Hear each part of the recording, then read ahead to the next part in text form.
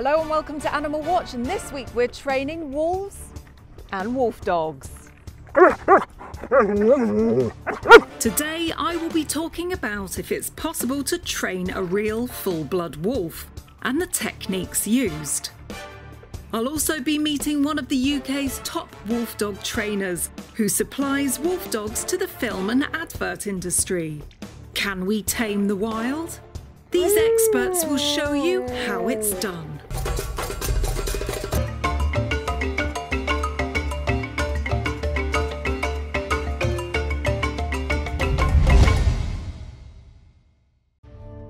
The wolf. Wild, free and independent. All recipes for disaster when it comes to training. Or is it? Often seen in movies such as Game of Thrones and Wolf Totem, it has been proven that with a certain technique of gentle and positive training, it is possible to work alongside these beautiful animals who deserve a high level of kindness and respect. Khaled, a famous dog trainer from Iraq, wowed the internet with his astounding video on socialising a wild, aggressive wolf who was not keen on being with humans. He saved him from the exotic pet trade and decided to give him a home. But in order to do this, he needed to teach the wolf to trust him and to be touched by humans. Take a look at this astounding video.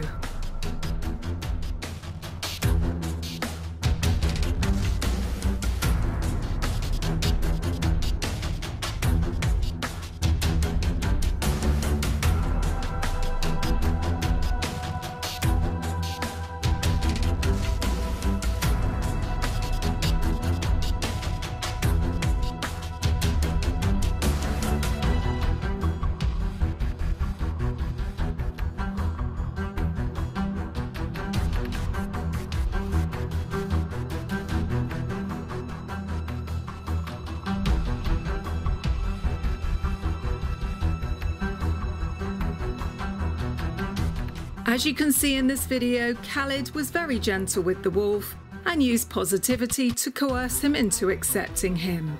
He spent ages simply sitting with the wolf and tolerating his nips and bites and rewarded him when the behaviour was acceptable.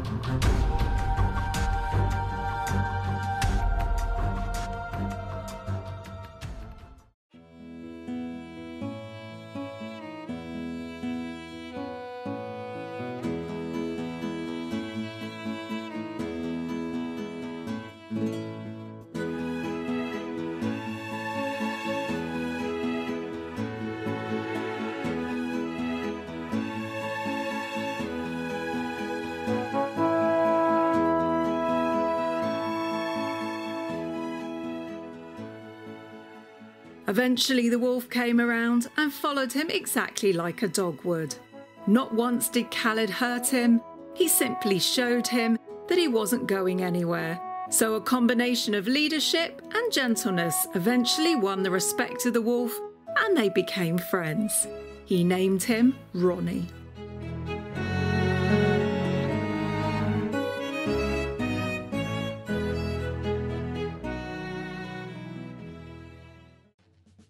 So what about high and mid-content wolf dogs?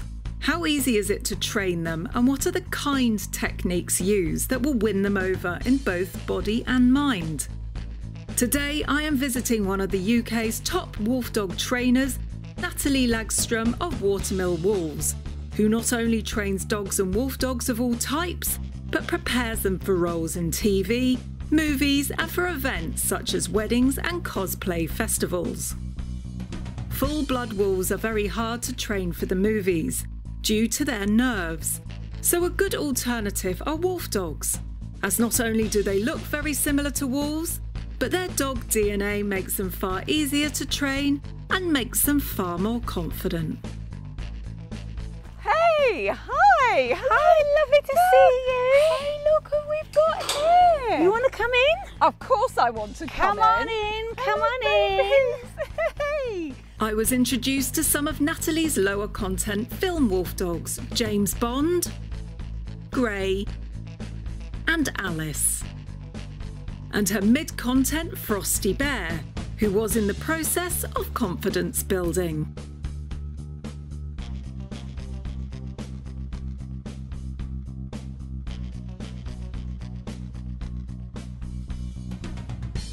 I was then treated to a welcome howl from Winston, the high-content black wolf dog I had filmed before. I howled back to him. His leadership quality reverberated around the grounds, and every other wolf dog joined in the melodious chorus. I had previously filmed Winston, her high-content wolf dog, 2 years ago. And it's fun to watch the difference in greetings between high and lower content wolf dogs, as you can see here. Winston is a very confident high content multi-generational wolf dog, and I had a fair amount of nose bops, which is totally normal and okay, as long as you don't get one hard in the nose, which can make your eyes water. Hi, I'm Natalie Lagstrom and I am head trainer here at Watermill Wolf Dogs. We train wolf dogs for acting and educational purposes, and we also help people with their pet dogs and their pet dog training and behaviour problems too. First of all, we were to be treated to some on-set film training by her handsome and confident star, Mr. James Bond, who was very keen to show us what talents he had.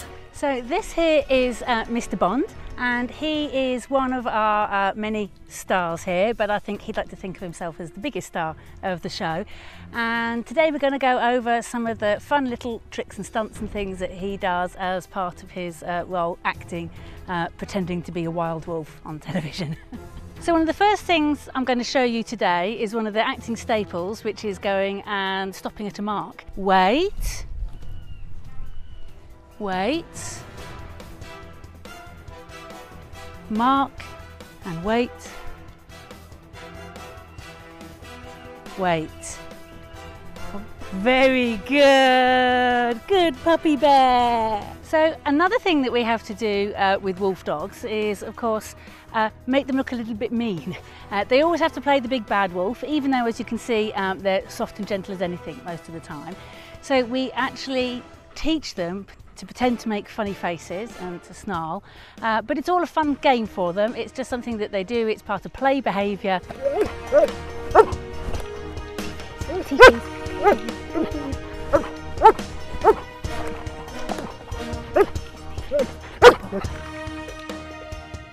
It actually starts just like you might teach any normal play bark to any dog, so you teach that first, and then what you're looking at doing is you're looking for the natural variance that the dog gives you, and if he happens to do a bark that's a little bit more wrinkly in the nose, then he gets an extra special treat. Another thing, of course, that they have to do is actually attack people, and of course, again, you can see they're very, very friendly. It's not something that they naturally are going to do. So what we actually do is we teach them to jump up in a very, very specific way when we ask, to a visual signal that we give them, which actually in this case is an arm raise. We want them to be comfortable doing this precisely when we ask, not when we don't want it. That's the important thing. And we also want to make sure that if we pretend that we're being attacked, that they're not going to get frightened or distressed by that. So we do a lot of practice to teach them to be comfortable with that sort of thing and have quite a laugh, and you'll get to see my incredible acting skills. Mr. Bond. Good lad, good boy, good boy. Oh no, help, help, I'm being attacked. Ah, good boy, Mr. Bond, good boy. Oh, he's got me, oh no. Good boy, good boy, good man. There's a good man. We were then introduced to Frosty Bear, who was a classic example of a mid to higher content wolf dog, who needed to be trained carefully and gently due to being more nervous than the average dog. The next thing we're going to have a little look at is the sort of basic training that you can look at doing with a novice dog. We first got to establish a bit of a rapport and a reward basis. So for him, I say, what's this? And that means I want him to pay attention and he's going to get a little reward from me. Anything that we teach, you follow the same basic principle of what they call ABC. You ask, you get the behaviour, and you give the cash. So the next important thing to be able to do is to teach your dog to actually walk closely alongside you. The goal is actually for me to try and talk to him and encourage him and lure him and really use the lead as little as possible. Dogs don't naturally respond to leads. They feel very threatened by pressure. Frosty, come and steady. Good, steady, good boy. Frosty, this way. What's this? Oh, good man.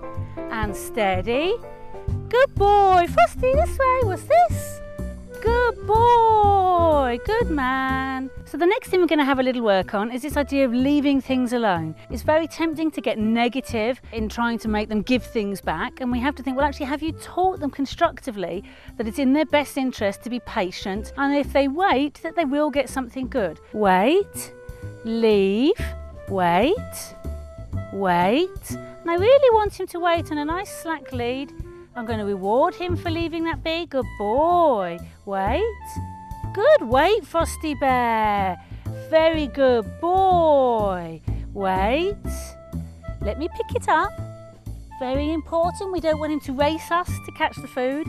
What a very good man. Very good boy. So what we're going to do now with Frosty Bear is actually introduce him to Anneka in a positive way. The idea is it's always important that this is done on the dog's terms, so it's important that he feels in control. So whenever you have an animal that's a little bit reserved, it's always about encouraging them to come to you. Frosty, what's this? Good boy, good boy.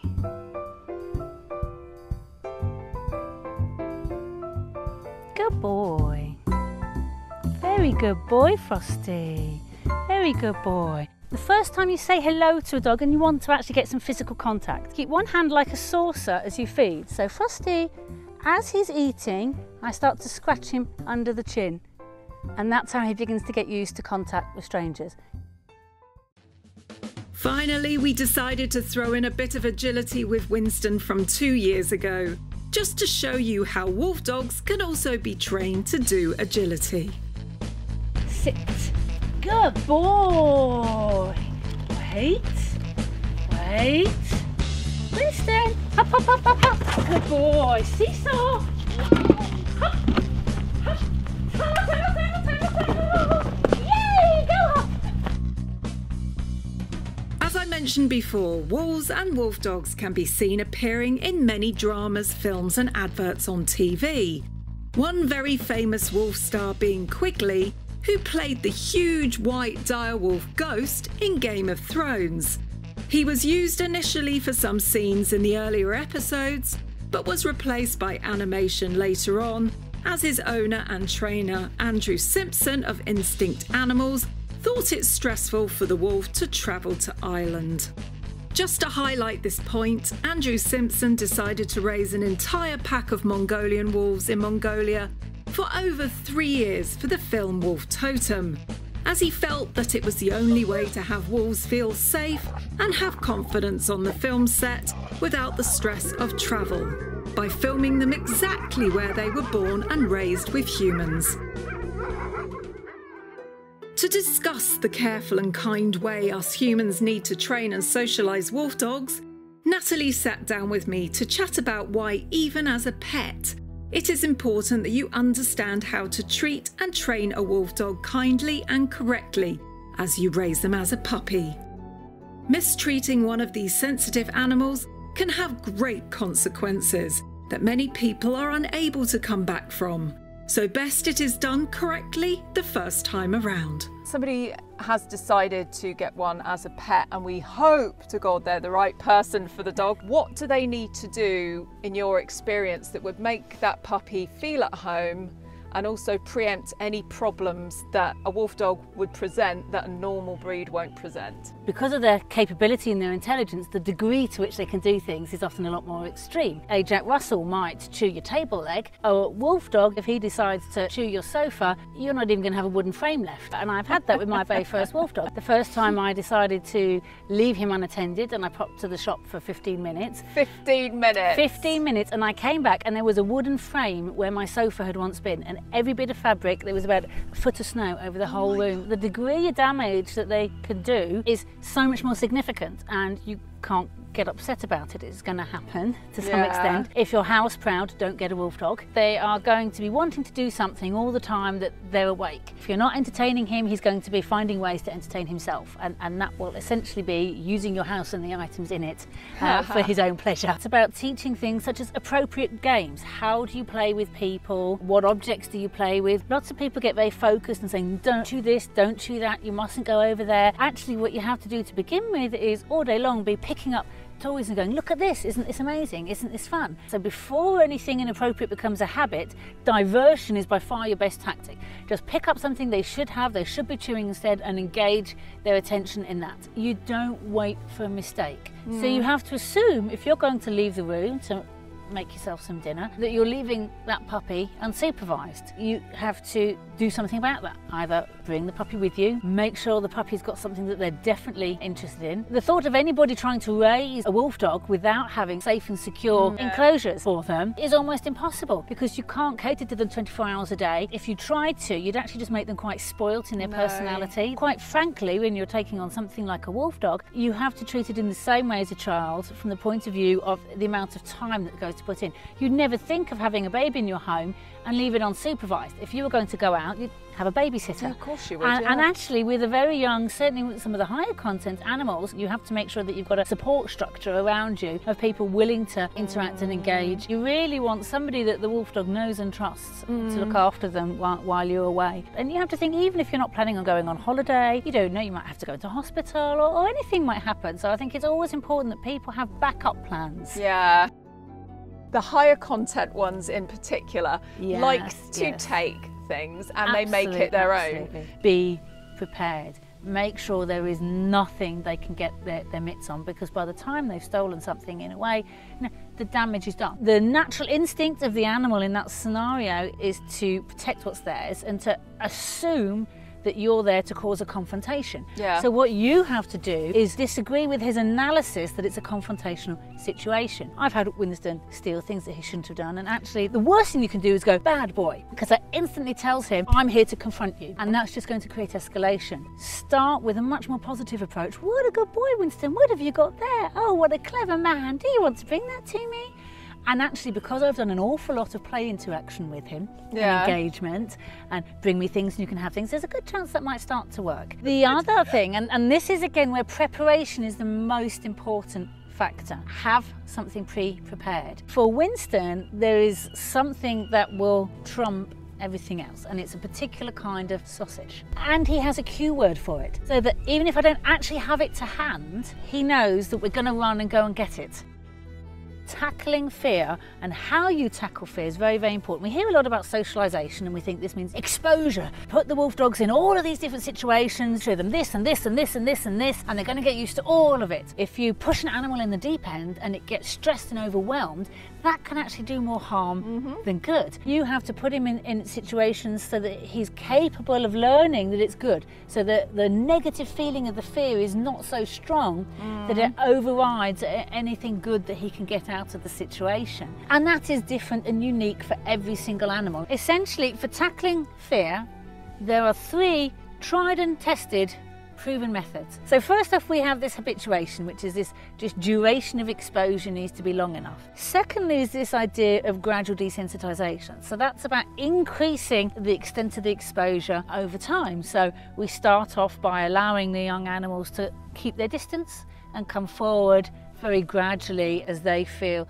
safe to do so. The third, and this is where your training comes in, is what they call counter conditioning. Counteracting a behaviour or an emotion that you don't want with something that you do want. A lot of the fun, positive training that we do, teaching them to enjoy taking rewards, essentially that gives the dog alternatives rather than just being frightened. So it's that mix of habituation, gradual desensitization and counter conditioning. Those are the tools that you have to help you with your young wolf dog in teaching them how to accept and understand this strange world. The most important thing is be patient. You have to remember that things take time.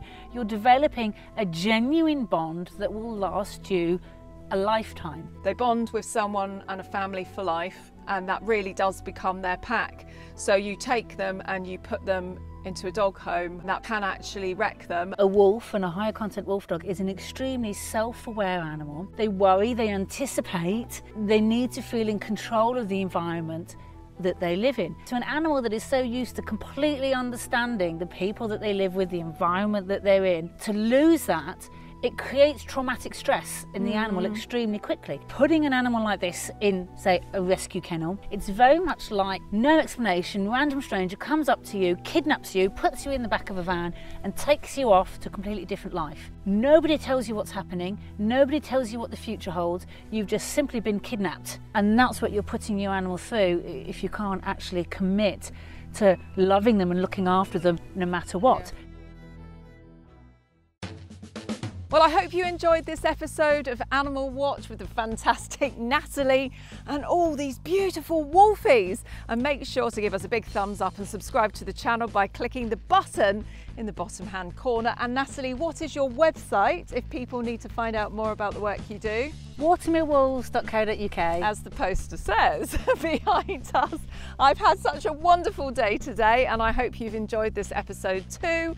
And catch me next week when I'll be bringing you more fantastic episodes on dogs, wolves, animal rescue and conservation. Bye for now.